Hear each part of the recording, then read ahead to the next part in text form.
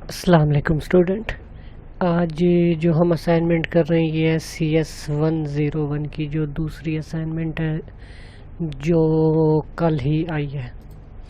अभी इसमें 2 क्वेश्चन दिए हैं, बाकी फॉर्मेट वगैरह का तो आपको आइडिया है कि आपने कैसे सबमिट करवानी है। बाकी सारी चीज़ें उनको छोड़ते हैं और हम सीधा असाइनमेंट पे जाते हैं। थोड़े लेंथी क्वेश्चन है, टाइम लग जाएगा, तो इजी है, थोड़े से लॉजिकल हैं, तो अगर आप थोड़ा दिमाग लगाएंगे तो आप इजीली कर लेंगे। अब ये मार्क्स को देख लें कि पहला जो है 5 नंबर का है, इसको देख के लगता है कि पहले वाले क्वेश्चन की जो है वो छोटा होगा। दूसरा जो है जिसकी एक proper step by step diagram बनानी है वो थोड़ा लेंथी है।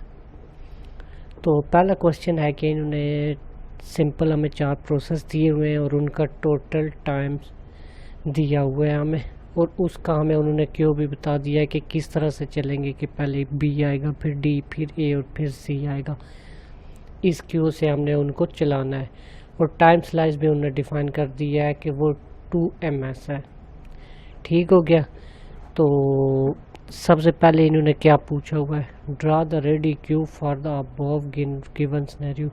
आपको सबसे पहले ये पता चाहिए कि क्यू डिफाइन करते कैसे हैं।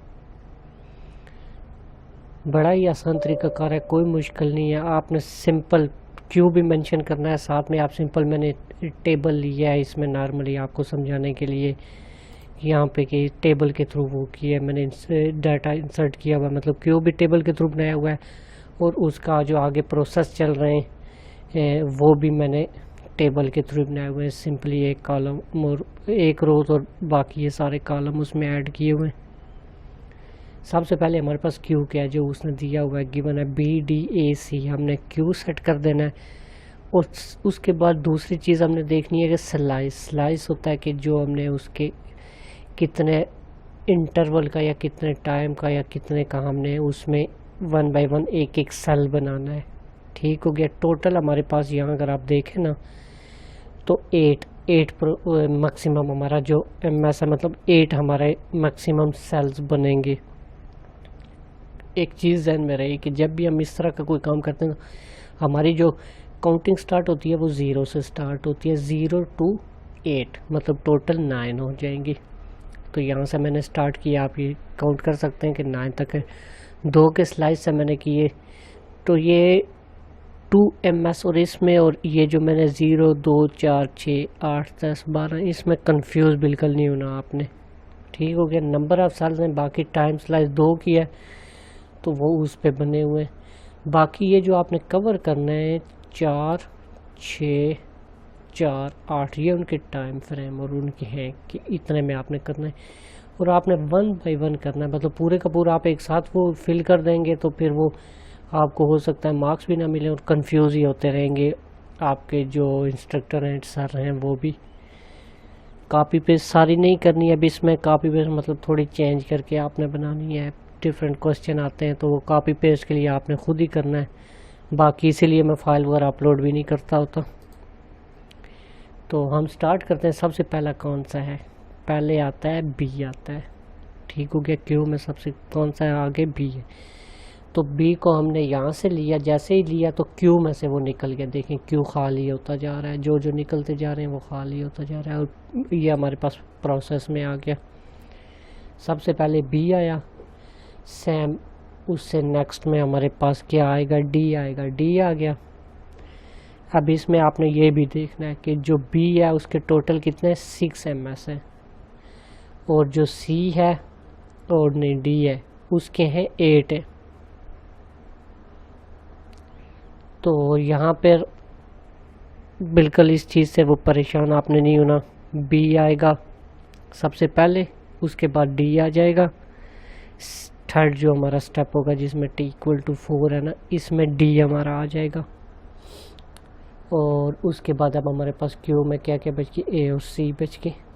तो तीसरे पे हमारे पास आएगा A आ जाएगा, क्योंकि A के भी कितने 4 प्रोसेस हैं, तो हमारे पास तीसरा आ जाएगा A। B और D आ गया था, तीसरा हमारे पास A आ गया। ठीक हो गया। स्टेप बाय स्टेप वो मैंने डिफाइन किया हुआ है। कोई आपको इसमें उस करने में मुश्किल नहीं होगी। अब जो बी था इसके टाइम स्लाइस कितने थे ऊपर आप देखें तो बी के थे 6 थे, ठीक हो गया। और जो सी के थे वो कितने थे, सॉरी किधर गया, सी के थे 4 और डी के थे 8। तो यहाँ हम वापस आते हैं तो यहाँ पर सी नीचे आएगा, थोड़ी सी करते हुए मिस्टेक हो गई है, यहाँ पर हमारे पास सी नीचे आएगा। अभी मैं इसको करेक्ट करता जा रहा हूँ, साथ साथ आप कर लें। यहाँ पर हमारे पास सी नीचे आ जाएगा क्योंकि सी के जो टाइम स्लाइस है वो कितना है, जो टोटल सीपीयू टाइम है सी का वो 4 ms है। तो सी यहाँ आ जाएगा, सी आ गया हमारे पास। क्यू में से जितने भी प्रोसेस थे सारे आगे, बाकी मतलब रनिंग हालत में आया उसके बाद वेटिंग पे है। ये जो पीछे है ना बी डी ए सी, इनमें से कुछ अभी वेटिंग पे चल रहे हैं, सही हो गया। अब ये नीचे जिधर जिधर मैंने बी लिखा था उसको मैं सी करता जाऊंगा, साथ साथ आपने ठीक से ध्यान से बनाना है, साथ में समझाता भी जाऊंगा। यहाँ पर सी आ जाएगा, उसके बाद क्यू भी खाली है हमारा। तो अब सी के बाद नेक्स्ट क्या आएगा, सही हो गया। अभी आपने देखना है ऊपर टेबल को देखना है कि इसके बाद फिर क्या आना चाहिए। इसके बाद आना चाहिए, क्योंकि ये जो डी है ये तो 8 ms तक जाएगा, इसको अगर हम इसके बाद भी, लेकिन जो 6 है ये प्रायोरिटी पे है। ये से बी जो है ये इसके जो टाइम स्लाइस है वो सीपीयू टाइम है वो 6 ms है। तो पहले हम इसको लेंगे क्योंकि ये प्रायोरिटी पे आते हैं। सपोज़ इसमें मैं आपको एग्जांपल दूँ ना कि सपोज़ हमने एक सिस्टम लगा हुआ है हमारा यूनिवर्सिटी का ही, सपोज़ एक ऑफिस है, प्रिंसिपल साहब बैठे हुए हैं, हमारे डीन डायरेक्टर बैठे हुए हैं, बाकी जूनियर स्टाफ बैठा हुआ है। तो अगर जूनियर स्टाफ किसी चीज़ की प्रिंटर को कमांड देंगे तो उनकी जब चीज़ प्रिंट होगी ना, तो होते होते दरमियान में डीन की या प्रिंसिपल की, डीन सबसे बड़ी होगी, डीन की रिक्वेस्ट आई प्रिंटिंग के लिए। तो जो लगी हुई थी जूनियर स्टाफ की वो प्रिंटिंग रुक गई, तो पहले किसका प्रिंट होगा, डायरेक्टर जो है डीन उनका प्रिंट होगा, क्योंकि उनकी जो है प्रायोरिटी दी गई है, उनके जो प्रोसेस होगा उसको। तो यहाँ पर भी ऐसे ही है कि ये देखें ये 6 पे ख़त्म हो रहा है, तो पहले हम इसको लिखेंगे। तो हम वापस नीचे जाएंगे, सी कर दिया था, तो यहाँ पर हमारे पास क्या आ जाएगा, बी आएगा। बाकी इसको सी करते हैं, सी आ जाएगा, इसमें बी आ जाएगा। अब इसके बाद नेक्स्ट क्या आएगा, सी के बाद सबसे ज़्यादा बड़ी हमारे पास कौन सा था, क्योंकि प्रोसेस ए भी कंप्लीट हो चुका है, प्रोसेस सी भी कंप्लीट हो चुका है, और जो बी था और डी रहता है, बी और डी रहते थे। तो बी का हमने अभी चलाया है, तो इसके बाद नेक्स्ट हमारी बारी आएगी किसकी, डी की बारी आएगी। जो हमारा इससे नेक्स्ट ये चलेगा डी, ये बी आ गया, और ये यहाँ से ये बी आ गया, और इसकी जगह आ जाएगा हमारे पास डी। और ये नीचे इसको भी सही कर लेते हैं, पहले मैं कर रहा था तो वो करते हुए थोड़ी सी मिस्टेक हो गई थी। वो अब क्यों जिस तरह उन्होंने दिए आपने उसी तरह करना है, वो करते हुए मैंने इस वजह से हो गई थी क्योंकि मैंने जो टेबल था उसको देखा था वो ए बी सी डी था, तो मैंने उसको और क्यू को थोड़ा मिक्स किया, इस वजह से थोड़ी सी मिस्टेक हुई। अब इसके बाद नेक्स्ट हमारा कौन सा आएगा, नेक्स्ट आएगा अगर आप इन सेल को काउंट करें ना, 0 1 2 3 4 5 6 किसकी वैल्यू थी, जिसमें नंबर ऑफ टाइम स्लाइस 6 किसके थे, बी के थे। तो यहाँ पे सिंपली हमारे पास बी आएगा, किधर गया, हाँ ये यहाँ पे हमारे पास आ जाएगा बी आ जाएगा, ठीक हो गया। बी जब यहाँ आएगा इसके बाद बी जो है वो हमारे पास कंप्लीट हो जाएगा, जो बी के प्रोसेस हैं वो कंप्लीट हो जाएंगे हमारे पास टोटल। तो बी के प्रोसेस अभी हमारे पास कंप्लीट हो गए, तो अभी हमारे पास सिर्फ और सिर्फ सी के रह गए, क्योंकि ए और डी जो थे वो पहले कंप्लीट हो गए थे, और अभी हमारे पास जस्ट एक रह गया है और वो है सी। तो नेक्स्ट ओबियसली बात है सी आएगा हमारे पास, और जो फाइनल हमारे पास बचेगा वो कौन सा होगा, वो भी यकीनन सी ही आएगा, क्योंकि सी अभी यहाँ पे रनिंग पे है, तो इसके बाद वो कंप्लीट स्टेज पे चला जाएगा। तो बड़ा ही सिंपल सा था, इजी हो के आंखें बंद करके कर लें, कोई इशू नहीं। अगर कोई क्यूरी है तो क्वेश्चन करें, इंशाल्लाह मैं उसके जवाब दूंगा। ये हमारा पहला क्वेश्चन है, जो असाइनमेंट है ना उसमें जो पहला क्वेश्चन है उसमें आपने क्यू किसी भी तरह से बनाना है, कोई इतना वो नहीं है। इसकी डायग्राम आप चेंज कर सकते हैं, मैंने जैसे ये टेबल की फॉर्म में आपको समझाने के लिए इस तरह लिया है, या आप किसी भी तरह ले सकते हैं। सपोज़ आप कुछ ही यहाँ इंसर्ट में आके शेप्स में से आप कुछ भी इंसर्ट कर सकते हैं, कुछ रेक्टेंगल कर लें, कोई और चीज़ें, यहाँ बहुत सारी चीज़ें कुछ और इंसर्ट करके भी आप इसको कर सकते हैं। तो आई होप ये तो आपको समझ आ गया होगा। अब चलते हैं क्वेश्चन नंबर 2 की तरफ। बिल्कुल ठीक है, पहला क्वेश्चन, इसमें आपने परेशान नहीं होना। दूसरा क्वेश्चन मैन ये क्वेश्चन था, काफ़ी लेंथी है, थोड़ा लॉजिकल है, आपको बस थोड़ा सा समझना पड़ेगा। कि इन्होंने कहा कि step wise pictorial diagram of above given scenario in context of multi programming. सबसे पहले आपने मल्टी प्रोग्रामिंग के कंसेप्ट देख लेने हैं। अब मैं बुक्स खोल के आपको पढ़ा नहीं सकता, वो तो आपने जो इंस्ट्रक्टर हैं सारे उनकी बुक लेक्चर देख लिया होगा, उन्होंने पढ़ा दिया, तो वो सारा कुछ दोबारा पढ़ाने का मकसद कोई नहीं है।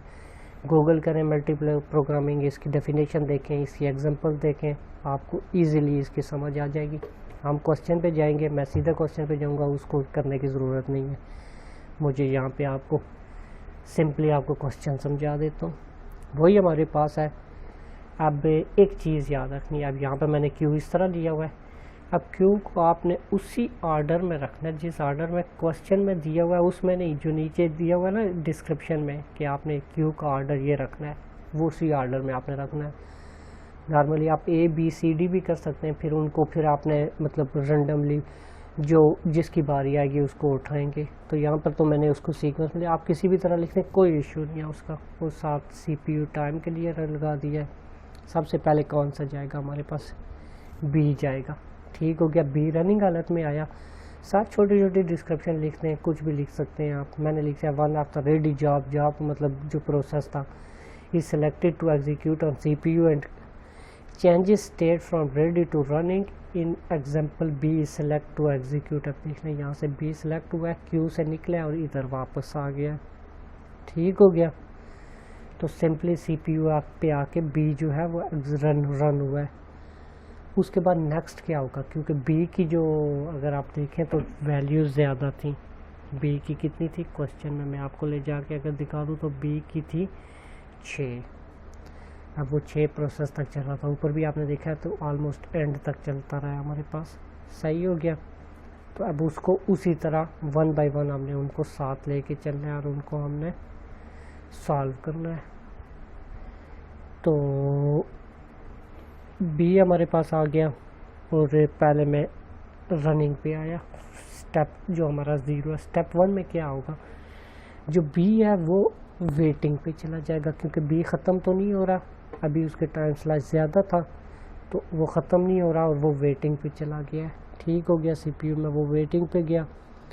जो स्टेप नंबर 2 है उसमें आप देख सकते हैं क्यू में कि बी जो है वो वेटिंग पे आ गया और हमारा जो डी है वो रनिंग हालत में आ गया। डी के स्लाइस कितने थे, ऑलमोस्ट में हमें 4 थे या 8 थे। डी के थे 8 थे। तो यहाँ हमारे पास डी चलेगा, यहाँ से बी जो वेटिंग पे आया और फिर डी हमारे पास आ गया रनिंग हालत में। एज इट इज़ आपने सिंपली लिखना है कि उसको इंटरप्ट करने के लिए मैंने इनपुट आउटपुट की दे दी। आप कुछ भी इसमें एग्जांपल खुद से कोड कर सकते हैं कि कुछ भी प्रोसेस है, सपोज गूगल क्रोम आपने खोले, आपने MS वर्ड खोला है, तो वो भी प्रोसेस होते हैं, आप उस तरह की कोई कमांड वो दे सकते हैं, एग्जांपल दे सकते हैं। मैंने यहाँ पे इनपुट आउटपुट दिया कि कीबोर्ड से कुछ बंदा जो है वो कोई डाटा इंटर कर रहा है। डी आपका रनिंग हालत में आया और उसके बाद इंटरप्ट हुआ, रनिंग हालत में ही वो इंटरप्ट, क्योंकि इसका टाइम फ्रेम ज़्यादा था ना, इस वजह से वो आया, रन हुआ, इंटरप्ट हुआ, तो उसके बाद क्या हुआ, वो वेटिंग पे चला गया, डी वेटिंग पे गया, तो उसके बाद ए रनिंग में आ गया हमारे पास। ये डी वेटिंग पे आता है और ए रनिंग में आ जाता है। जैसे ही वो ये मैंने 1-2 दफ़ा लिख दिया है, जो हमारा स्टेप 2 और स्टेप 3 है ना, इनमें से एक आपने लिखना है, दोनों लिखने की ज़रूरत नहीं है, जस्ट एक लिख दें। नहीं तो इसको वेटिंग कर दें, हम ये भी कर सकते हैं। वेटिंग वाला नॉर्मली अगर आप ना भी करें स्टेप तो उसका कोई इशू नहीं है, जस्ट मेंशन कर दें और इसको डायरेक्ट वेटिंग में ले आए, लेकिन मैंने आपको समझाने के लिए सारे का सारा वो लिख दिया है। तो डी वेटिंग पे आया तो हमारे पास ए रनिंग पे आ गया। जैसे ही ए सारे का सारा रन हुआ और ए कंप्लीट की तरफ गया, क्योंकि ए का 4 ही था, नेक्स्ट में वो कंप्लीट हो जाएगा। तो इसके बाद हमारा किधर जाता है वापस, क्योंकि हमारी जो पीछे एक प्रोसेस था ए, वो भी जो हमारा पहला था बी, वो भी रनिंग में है, तो वो वापस बी पे आता है। तो बी को आके स्टेप 5 में वो कंप्लीट करता है। ये आप देख सकते हैं कि बी जो है वो स्टेप 5 में कंप्लीट हो गया है, ए जो है वो रनिंग पे है, उसके बाद ए जो है वो वेटिंग पे जाता है। सपोज यहाँ पर आप इसको कर सकते हैं कि रनिंग से वो वेटिंग में जा रहा है, लिखना है लिख दें, नहीं तो रनिंग भी ठीक है, उसका कोई इशू नहीं है। डी ए जो है वो हमारा वेटिंग पे जाता है, ठीक हो गया। और उसके बाद हमारा क्या, डी वापस रन होता है, डी रन होता है, साथ ही ए का भी टाइम कंप्लीट होता है, तो हमारा ए भी कंप्लीट हो जाता है। और डी है, डी के तो प्रोसेस ज़्यादा थे, वो अभी कंप्लीट नहीं होगा, वो इससे नेक्स्ट स्टेप जो है वो उस पर कंप्लीट होगा। मतलब पहले जो ए बी वाला था, जो फर्स्ट हमारा आया था, वो हमने वापस लिया, उसको हमने रन किया, जो हमारा लगा हुआ था वेटिंग पे। बी कंप्लीट किया, सी के ऊपर उसके बाद डी पे आए, तो डी को अभी हमने कंप्लीट किया। ए जो था इससे पहले, क्योंकि उसके टाइम स्लाइस कम था, वो इससे पहले कंप्लीट हुआ। पीछे हमारे पास एक बच जाएगा, कौन सा, जो एंड पे है, ये है सी। जो स्टेप नंबर 7 है उसमें सी को रन करेंगे, और सिंपली स्टेप नंबर 8 में जो सी है उसको कंप्लीट कर देंगे। तो इतनी सी थी आपकी असाइनमेंट, कुछ भी इसमें मुश्किल नहीं है। मैं ऊपर क्वेश्चन नंबर 1 से स्लो नीचे करता हूँ कि आपको समझ तो आ गई होगी। इन केस कोई देख के लिखना चाहे तो वो लिख ले, ये क्वेश्चन है, आप यहाँ पे वीडियो रोक लें तो उसको देख के लिख लें। ये आ गया फर्स्ट पेज। आपको ये आप लिखें। मैं आपको एक और बात बता दूं कि कुछ स्टूडेंट्स की यहाँ पे आती है, मुझे अक्सर आ रहे होते हैं कमेंट में, वीडियो क्लियर नहीं हो रही। वीडियो मैं जो भी अपलोड करता हूँ बिल्कुल क्लियर होती है, फुल HD में अपलोड करता हूँ। आपने सिंपली यूट्यूब पे आके जो आपका प्लेयर है उसकी सेटिंग में, जो राइट साइड पे नीचे सेटिंग होती है प्लेयर में, उसमें से आके उसका जो आपने जो स्क्रीन वो वीडियो रेजोल्यूशन है उसको हाई करना है, ऑलमोस्ट 720। मैं तो 1080 की लगाता हूँ। नेट अगर आपका ठीक हो 720 या 480 में आप उसको देखें, फुल स्क्रीन करके भी वो आपको पूरे का पूरा नज़र आएगा और बिल्कुल क्लियर नज़र आएगा। ये आपने नोट कर लिया होगा। नीचे वाले पे आ जाते हैं, ये सेकंड पेज है। बस ये देख लें कि टी के हिसाब से देखते जाए कि कोई आपका स्टेप मिस ना हो। पता लगे आपने कुछ दरमियान से स्टेप ही मिस कर दिया है, तो मिस नहीं करना कोई भी स्टेप, इजी हो के बिल्कुल आपने इसको सॉल्व करना है। इंशाल्लाह मायूस नहीं होंगे, आपके मार्क्स पूरे आ जाएंगे। इतनी मुश्किल नहीं थी, थोड़ी सी लॉजिकल असाइनमेंट थी आपकी। ये क्वेश्चन नंबर 2 आ गया भाई। इसको स्टेप वाइज देखते जाए कि स्टेप 1 में क्या हो रहा है, स्टेप 0 में क्या हो रहा है, 1 में क्या हो रहा है, 2 में क्या हो रहा है, 3 में क्या हो रहा है, 4 में क्या हो रहा है, 5 में, 6 में, 7 में, और एट द एंड 8 पे क्या हो रहा है। सिंपल आपकी इतनी असाइनमेंट थी, इजी होके बनाए। अभी हैं 4-5 दिन, तो अगर कोई भी क्वेश्चन है तो कमेंट करें, इंशाल्लाह मैं उसका जवाब दूंगा।